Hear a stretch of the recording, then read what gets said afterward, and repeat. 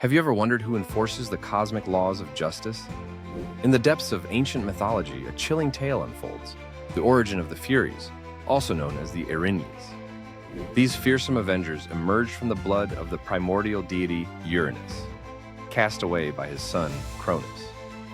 In their creation, the Furies embody retribution, born from vengeance and suffering.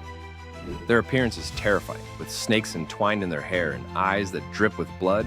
They evoke fear wherever they tread. Their primary function?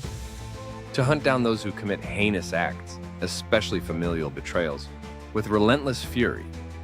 One haunting story involves Orestes, who murdered his mother, Clytemnestra, to avenge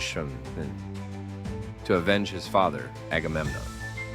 The Furies pursued him, driving him to madness. Their relentless chase illustrates the profound themes of guilt and justice. Yet, in their primal rage lies a deeper truth. They are not merely monsters, but guardians of moral order.